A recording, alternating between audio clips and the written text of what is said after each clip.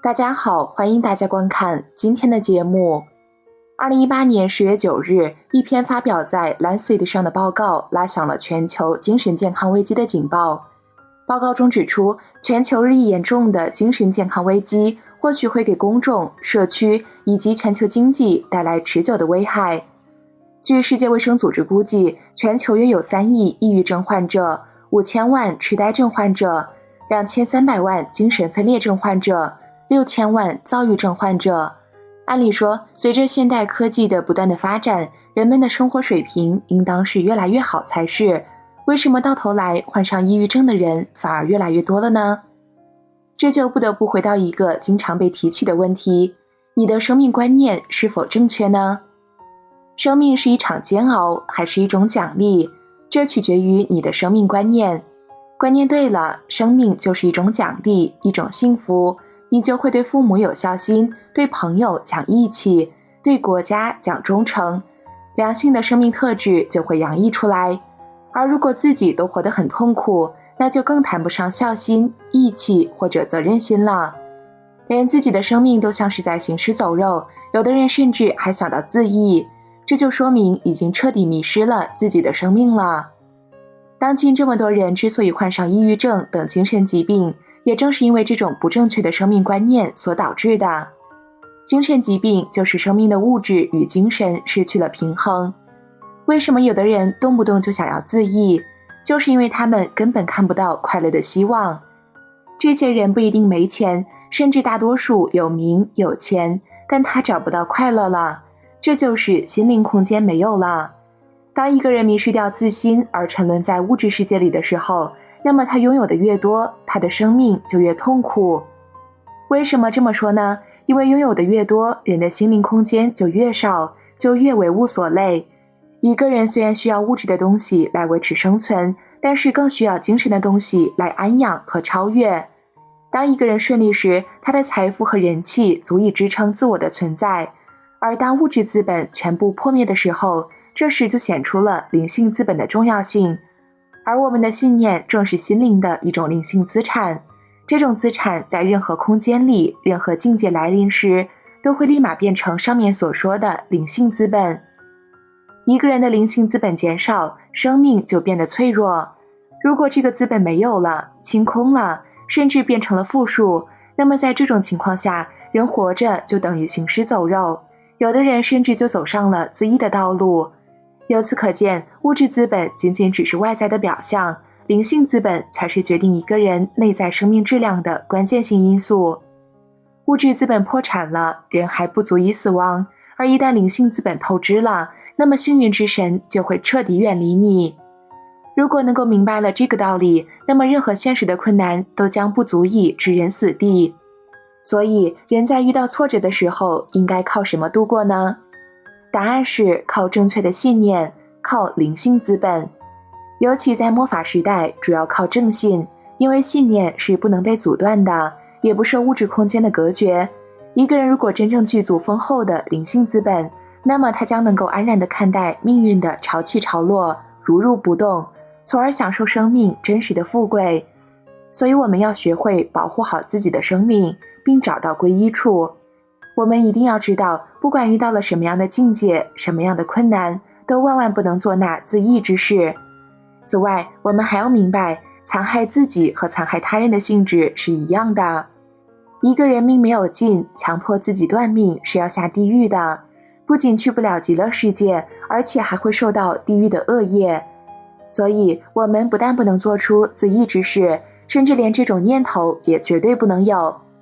因为据佛教记载，一个人一旦有了自缢的念头，那么就会有各种各样因同种情况而死的鬼涌向你，包围你至少7天，并且用种种方法来挑唆你，让你走向死亡，这是非常危险的。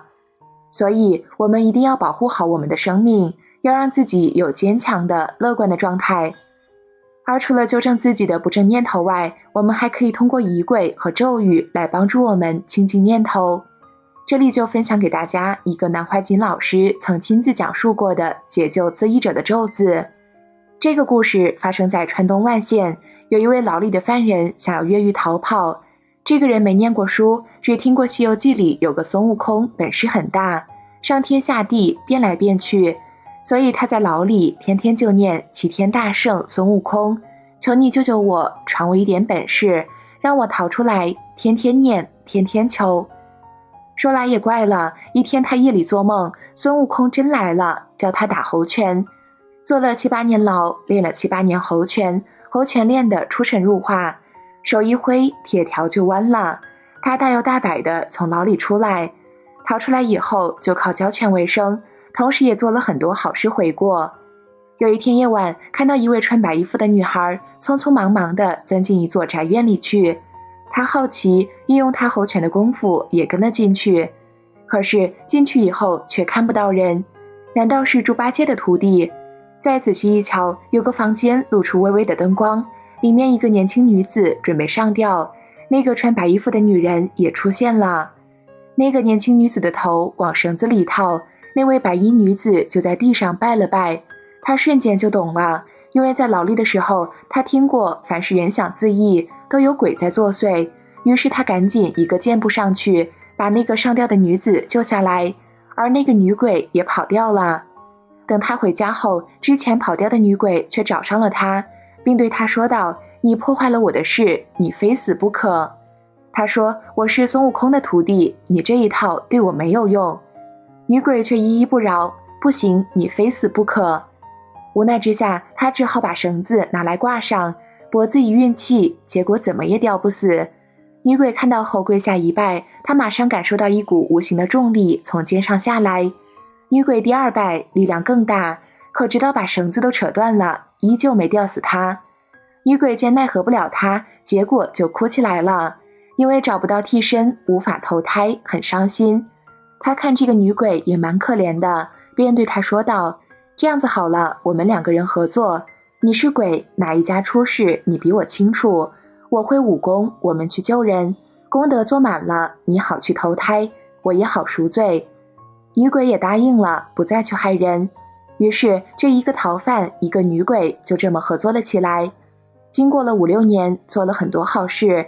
有一天，女鬼向他跪下来，孙悟空的徒弟一看，感到奇怪，说：“怎么又要我死？”“不，我感谢你，这几年跟着你做了很多功德，现在阎王那边通知我，可以不用找替身，直接投胎了。”女鬼还告诉他到哪里投胎，而且是个男孩，100天后去看他。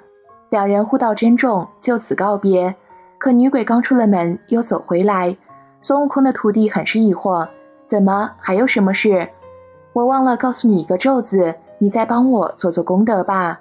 要是有人受了气，伤心想投水，上吊想自缢，都有鬼跟着，告诉他只要这个咒子一念就没事了。”“什么咒字？”“大千世界无挂无碍，自去自来，自由自在，要生便生，莫找替代。”您听懂了吗？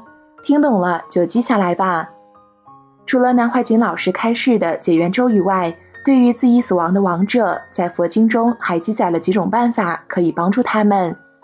1. 为自缢者点3盏灯，灯下面用盘子装水供佛，回向自缢往生者。2. 为回向自缢往生的老人，在他礼拜几出生的那天，每周1次请别人吃素，可减轻自缢往生者痛苦。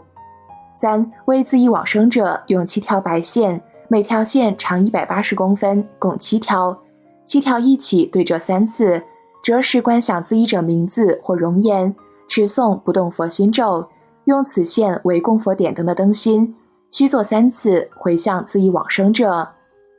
4. 为超度自缢者，可用糯米饭和1碗白糖供佛。从感果规律上，自缢乃是极之恶业，性最惨烈，难求出期。从生命本质上讲，尚未发现自我，又何谈处决自我？说到底，人类没有任何生命处置权，尤其没有对自我生命的取舍权。当今世间需要急切叫停的是对有为主动的过分依赖。人们不仅依赖有为主动去求全，还依赖有为主动去毁灭。既然没有任何生命处置权，那么我们对于吉祥的或者灾祸的、进步的或者退步的、满意的或者不满意的人生，大不了宣泄一下情绪。但是我们只有接受或服从它这种存在的资格。敬畏包括自己在内的所有生命，这才是与正确的世界观与究竟的生命本体论相一致的最高水平的道德准则。善待自己，并经由善待自己到善待一切，这才是与最高水平道德准则相匹配、最为美善的行动原则。最后，愿意今天的内容能够为自缢的不幸者做深深的祈祷，为同类困境中的迷茫者求真切的平安。好了，今天的内容就和大家分享到这里了，我们下期节目再见。